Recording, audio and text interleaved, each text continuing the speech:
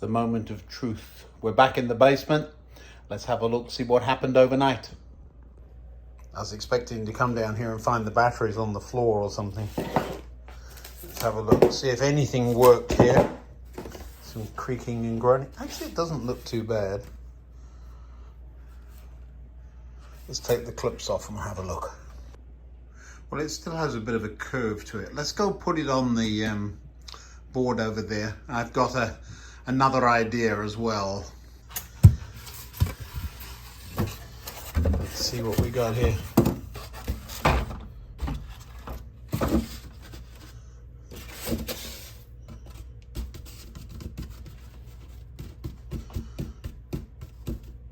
You know, I think it'll work. It lifts up a bit at the back, but I can live with that. Okay, now then, around here is where that round piece of layout goes. That piece, you remember, that just sits in here. And what I'd said is if you've got a hedge or something on the round piece, when it goes in, it'll cover up the crack or it will disguise it. Now my thought was, well, what are we going to give as a reason that the hedge is here and not there where the ballast ends? What could possibly have been here? Thought about a dirt track, but what about, this is 65, what about beaching's been here and the double tracking has gone away? So we could put some sleepers along here and make it look like a disused track bed. That's what I'm going to have a look at. I've got to find a piece of disused track bed though. Trying to find any track around here is quite a game right now. I've got some because I used the code, whatever it is, not the 100, which all of this stuff is, but the low down stuff for the third rail. Some of that though was N. So I may have some. I've got probably not enough, but we can put a piece in and see what it looks like. But this is usable. It's a little bit warped that way. I'm reluctant to jack it up at the front to get that to go down because then nothing's going to line up over here. The other end will be all right because we've got tunnel mouth going there. Of course, along the front, yes, we've got a retaining wall that goes along here. And I said, you know, I could glue it on here or on here. Now I'm in two minds. If I glue it on here, it will help support the front. But if I glue it on there,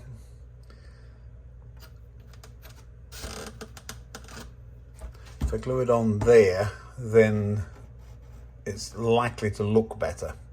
Let's have a think about that. I do want to get that wall in before I think about ballasting here. The ballast will hide this if I put another track in, wouldn't it? After having a dig around, I've come up with a pile of scrap track. Now this is the stuff that we all keep for one of those days. So I'll find the worst and rattiest bits of this. I think there's some steel track here even. Gracious. And pull off the sleepers, which is what I'm going to need. There's one certainty. Really the little bits, that's quite, look at this. Something on the rail, so that can go. That can certainly go. Most of this is not useful. Well, it's useful, but it's not something we would keep. We haven't got to the this stuff. That's interesting. I would never use that. The sleepers are perfectly usable. So there's 1, 2. Keep that piece. 3 of those. Piece of set track. I'll keep that. Oh, that's bent. What is that? Snap track. Atlas. Huh. Well, that can go. Hornby. There's a couple of those. Well, there's one with a dropper soldered onto it. sorting through this junk. Oh, I think we've got enough. A third radius set piece. I think that's corrosion on there. Didn't know that stuff corroded. All right, let's start pulling it apart. And there's one with, this will be Atlas too, is it? Hornby, no? Bachmann, I did never, or whatever it is it's going. That's another nice piece. Junk, junk, junk. All right. I just essentially moved the pile from one place to another. So, just collecting sleepers. Now, I'm going to need to, gracious, if you want this stuff to come off, it's difficult, and if you don't, it falls off.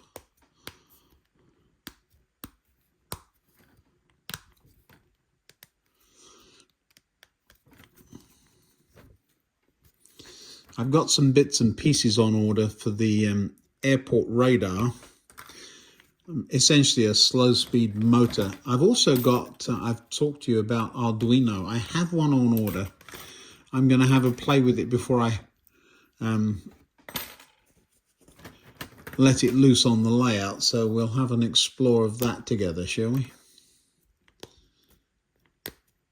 This is going to be, you don't need to see me picking sleepers off for the next 20 minutes.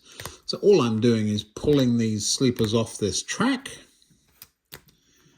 keeping the rails somewhere safe, and I'll cut them all up, ready to be stuck down. Oh, now this is tedious. Each one of these you've got to cut 4 times. I'm now an expert on sleepers. Bachmann are the solid ones, like that. Atlas are very similar. The Pico ones have a hole all the way through. So yeah, they're all fine. That's how many I've finished. This is how many I've got to go. It'll be a while. The next thing we need to do is decide how tall the retaining wall needs to be.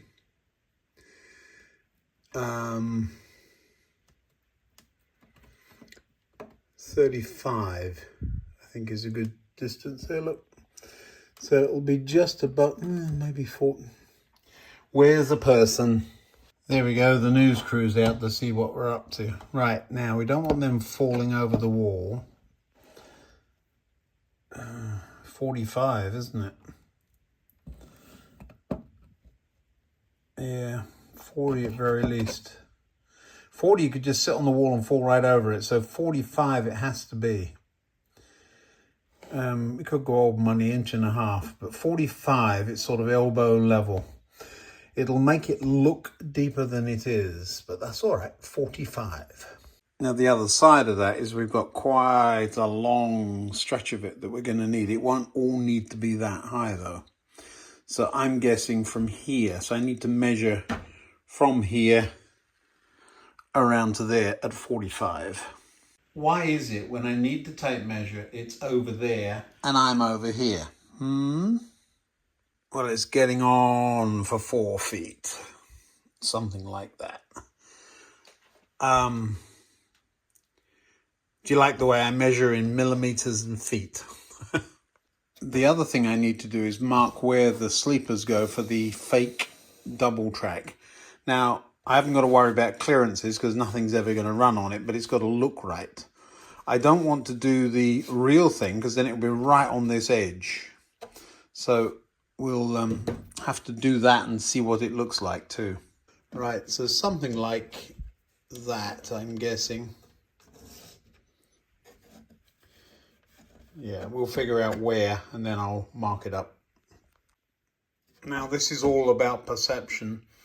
This is actually the spacing I've used elsewhere on the layout, 75 centers around curves, but it looks really wide and we're right on the edge of the board. Where if I do something like that, it looks right, but isn't. You could never run a train like that, but somewhere between the two is what I'll actually do. Now the extended story will be there was a point there that brought a siding or a parallel track out there, so that's what's been removed. We've done this elsewhere on the layout. You might remember here, although here was real, I just took the rails up and cut the webbing out. There had been track laid there at one point. So yeah, but that's what it will look like, something like that. Now you might ask, why am I worrying about that now? Well, because this needs to be in and thoroughly dry before I start ballasting over there. And that's coming really quickly. So it's a question of, what do you do first? It's only when you start doing a little bit of this you realize how hard it was to get it looking right. I've got a piece of track there so they get the spacing right, but I'm of course nothing like it. Look at that, in 1, 2, 3 I'm a half sleeper out. It doesn't really matter because once it's covered up with ballast, I remember doing this over on the other end of the layout there, and just how difficult it was to get it right. It was easier over there because you had the ballast had already been down. Perhaps I should have laid some track and torn it up. That would be so silly. Does it look right? Well, it doesn't look bad, and if you're not measuring distances and all that good stuff, there's 1 or 2 sleepers out of place, but that would be the case. They've just torn the track up. They're different. Yeah, well, they would be too, because if it's an old enough line to get torn up, then I'm making excuses for it, but that's perfectly fine. So I think it's going to work. I'll cut a couple down to get close to indicating there's a point, or just put a pile of ballast at the end or something. So I've started at that end. I've got to get all the way around there. I'm probably going to run out of sleepers, aren't I? Well, there you go. I've got all the way from where the point would have been all the way around to the glue pot. Just a little bit to go. With most of the abandoned line laid, we're back at the hop field. This warping hasn't got better. So one suggestion, I thought that was quite clever, was to paint both sides of the foam core. That way it will probably blow up or something. But you wouldn't have whatever the interference is that the paint seems to cause would cause it the other way too. Great, except that the issue would be that then you wouldn't be able to stick it to the underneath. The paint comes off very easily, it being an acrylic. But nice idea. Another suggestion was use ply. When it's this thin, it probably would have done something similar, and yes, let's not do that. Yeah, lots of things are woulda, coulda, shoulda, but we're going to plow on, pun intended. Probably what I'm going to do is glue it down to the baseboard. I didn't want to do that because I want to be able to lift it out, but then you ask me, well, why do you want to lift it out? The only reason would be to get at the track underneath, and I can do that the way I've been doing that, by clambering underneath. Yes. Anyway, hop field it is. I am working in much more of a mess than I usually do. I think you've seen I can't put things away because they don't have places or they're far away. So yes, I'm making excuses, but I've got to get on with the hop field. The news crew is still here, so they're watching everything I do. Little bit of the thinking. The oast house here is at an angle. Let me just map some things out here. Just off shot over here, there's a cotton reel here, just off this way, I'll show you. This is where the gate is into the field. Something of a track running around the front. Little bit of parking up there, probably a tractor or something we can add there. A wall across here, that's the top of the tunnel mouth there. I will nip that little piece off. What else we got? So nothing much, just got to stay a little bit back. I will draw that. Now, the hop lines, taller at the front, lower in the back, wider apart at the front, closer together at the back, but not noticeably. That's going to be quite a trick. So And what I'm trying to do is cheat some perspective for you. So in here are the pins I talk of.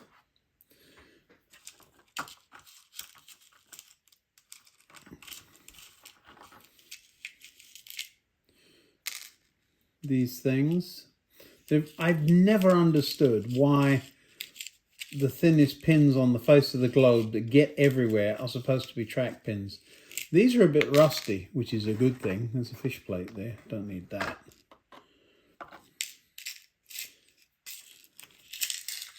Tip it all out.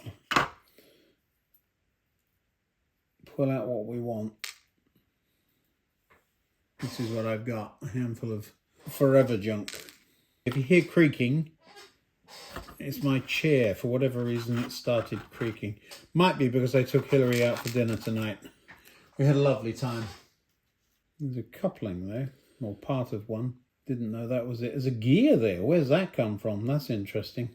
All kinds of interesting bits and bobs get thrown into such tins. There's more of these pins than I thought. So the first one,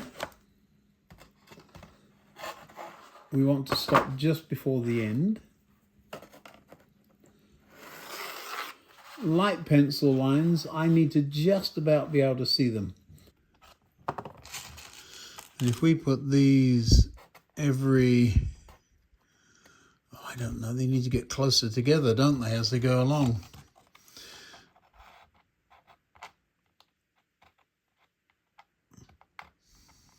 I think the ruler is going to be a hindrance.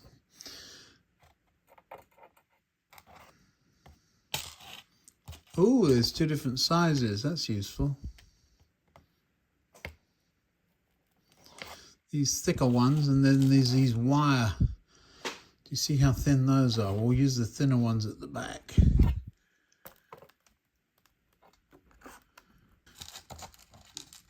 We're about to find out if this works. May not. We'll see. The ruler isn't measuring distance, it's giving me the straight line, which is in pencil on the ground, but I can't see it. And if you pencil it in, I'll see it forever and say, why did I ever make that mark that deep?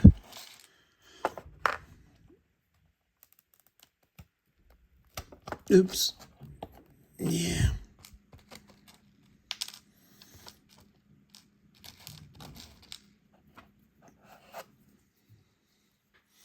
More pins I'm using than I anticipated.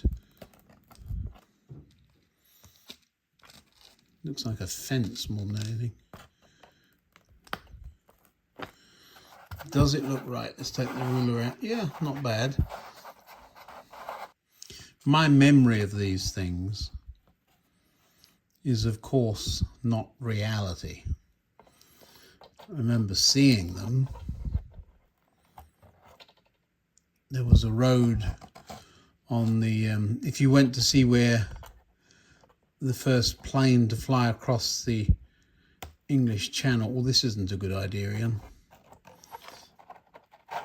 because you want the, yeah, oopsie, I want the angle to angle in, do you remember? And if you do it a ruler's width apart, it's not going to work. Yeah, the if you go to Dover, Blériot, is it? I don't know his name. I think it's Blériot, who was the first chappie to fly across the English Channel.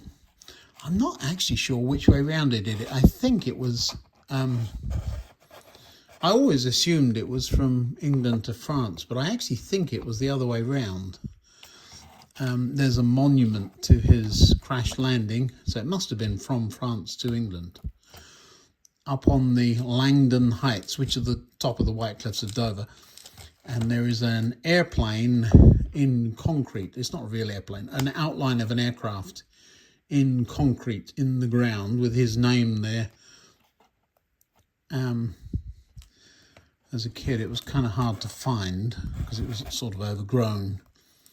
Within a spit of Dover Castle, up there, that way.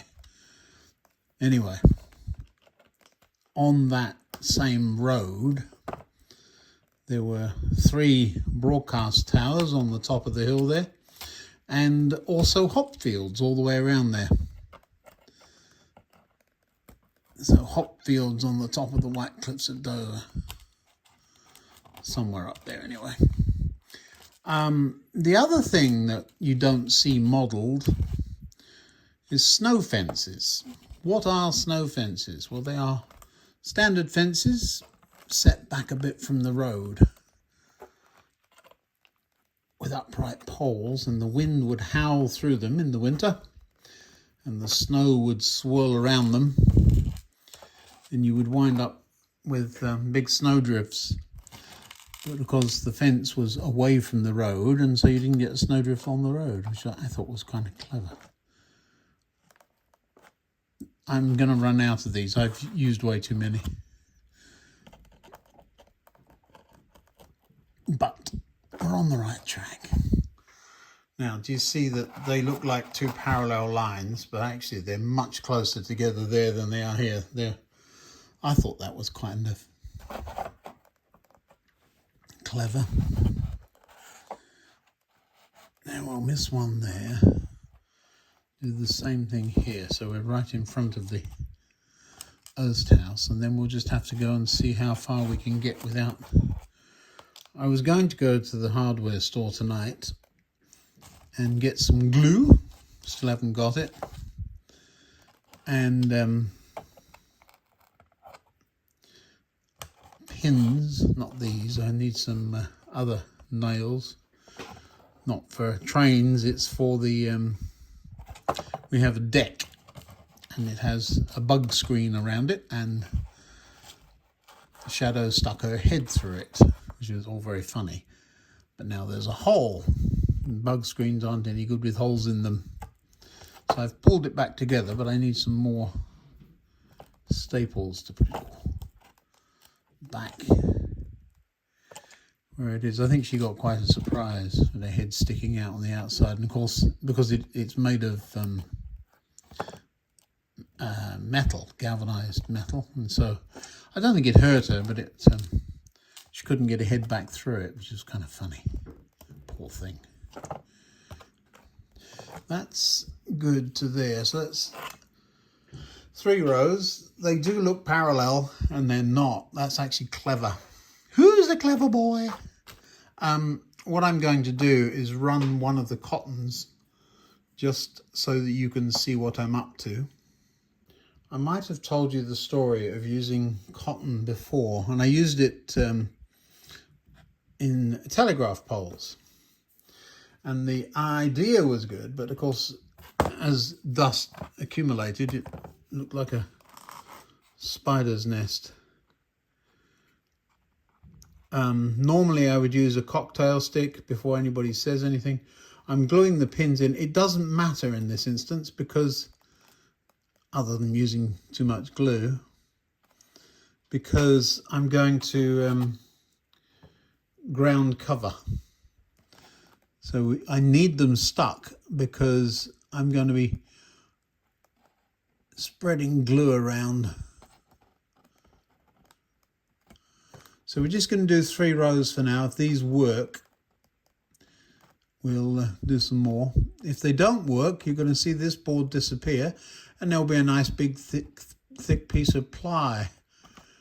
And I'll have listened to somebody saying, you can't use that stuff, it doesn't work. I like it. It's light, easy to work. Just one big drawback, it warps.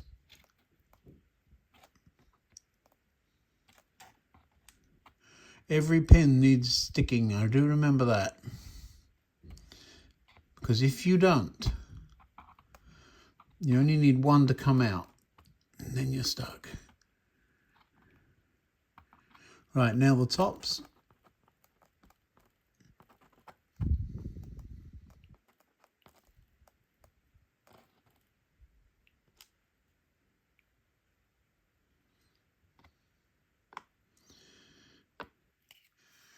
I've only done one row of the tops, and what we're going to do is run this piece of cotton along the tops of the tops.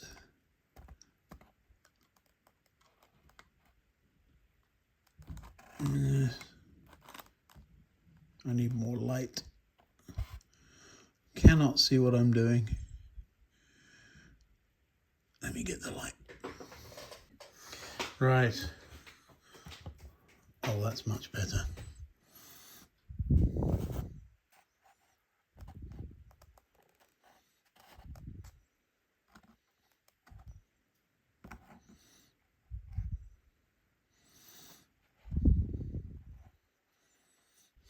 What we'll do is drop a dab of glue at the end there as well.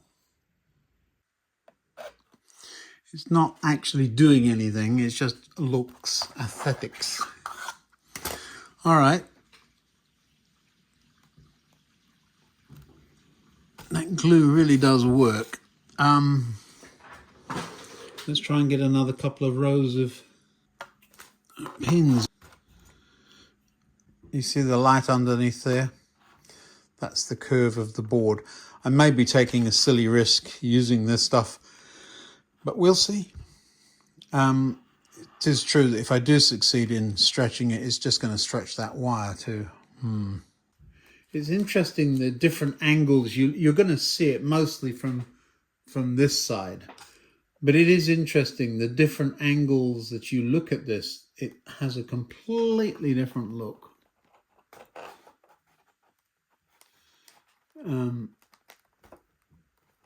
From where I'm viewing now, which is sort of over here, it does look like somebody's cheating with perspective.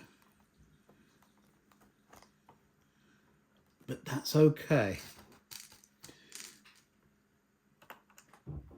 I've said a couple of times, it's a toy train, it's not a life support machine. We'll be all right. Hands up anybody that's ever had one of these pins in any part of their anatomy. Yes, I know. Why did I ever think hops and oast houses were a good idea? Why didn't I go for corn and Windy Miller's windmill or something? Chicum, boom, chipum. There's that noise it makes. Some of you have no idea what I'm talking about.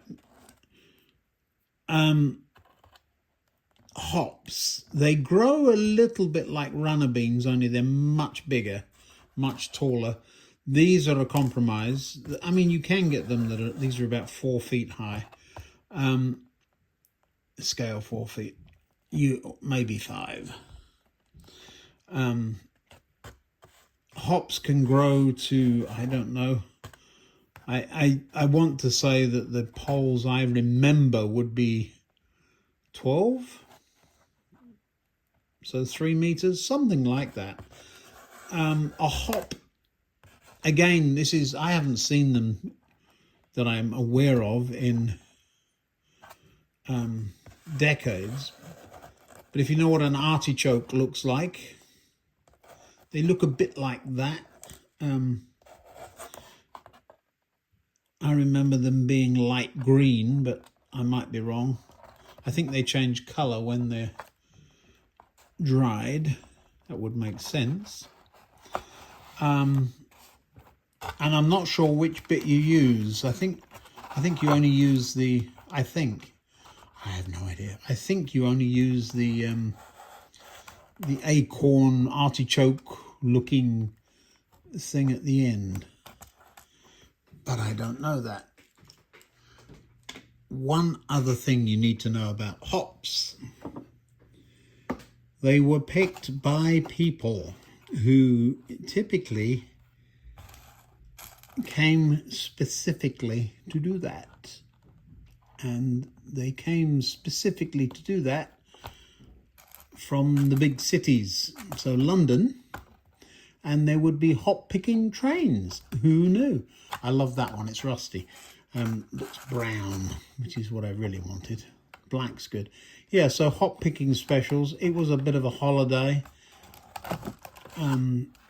So one of my relatives' families on my mother's side used to do it, apparently.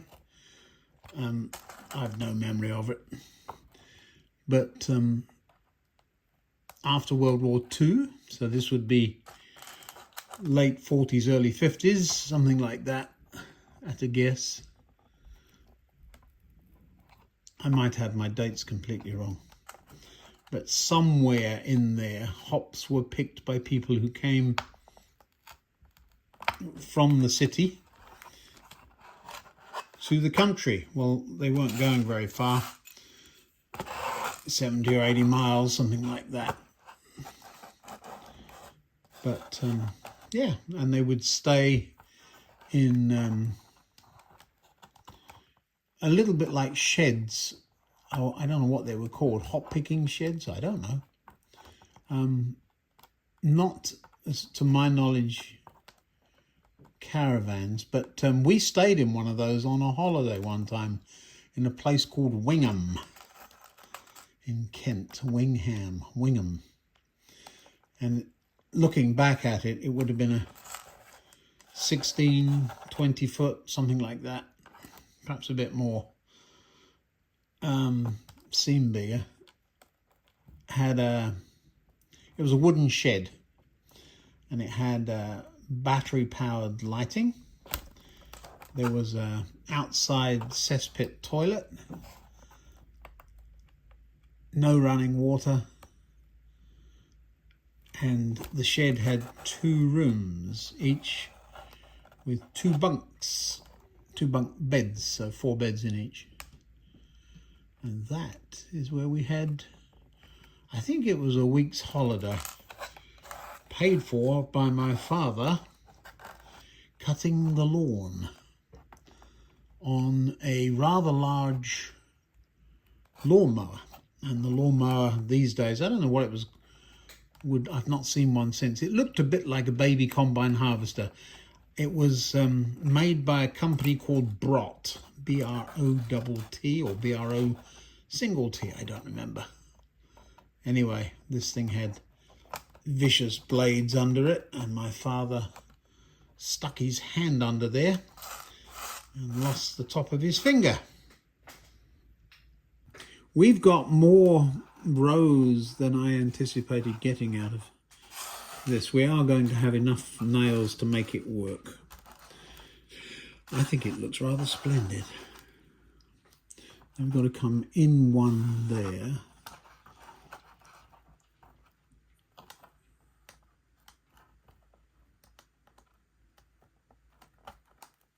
I'm staying back from the edge a little. Oh, what happened there? It came straight back out again.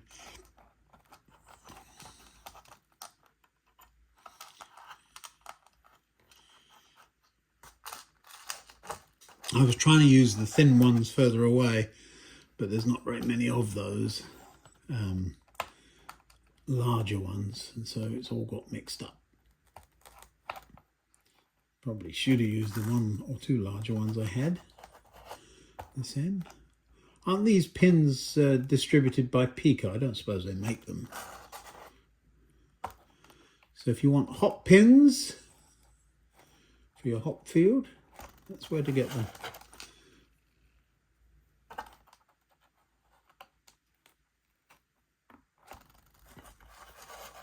They are a little deeper into the board. The deeper the board goes, the deeper in you go, so that they sort of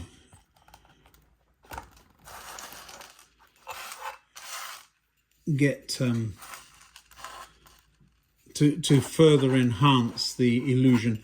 One of the problems I'm having is they're doing that, so we're turning around, we're running out of space over here.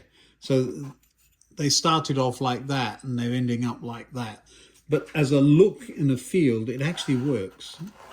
I'll try and show you what I mean in a moment. Can I put one there? I can.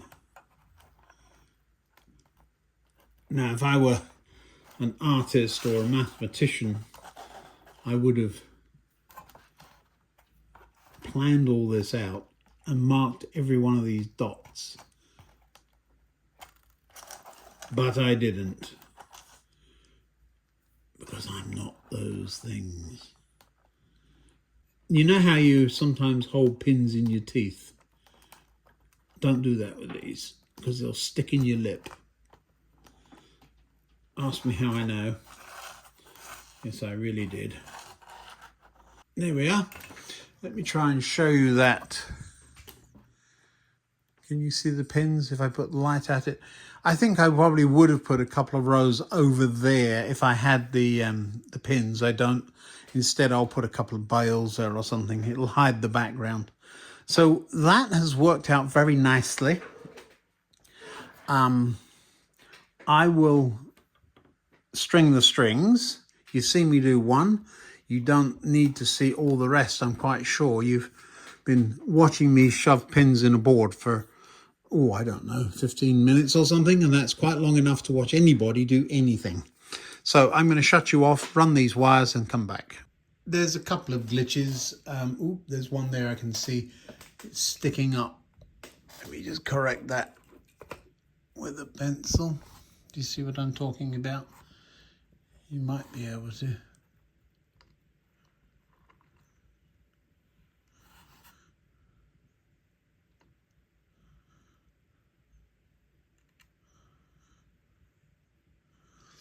There's a little bulge in a couple of them, but generally it's good.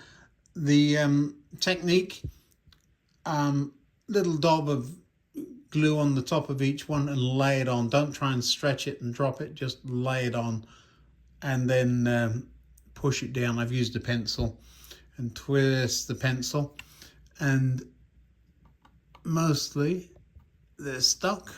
That one is not.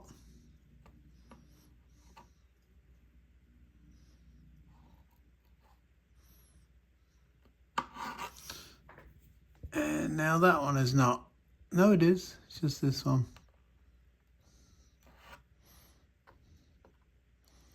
I'm going to the base of one of the others to find some glue. I'm not cutting these loose ends off just at this point.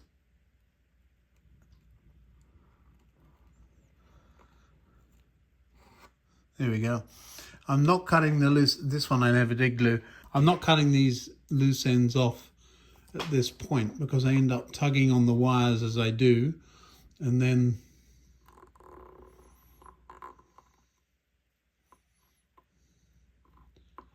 you pull the whole thing down.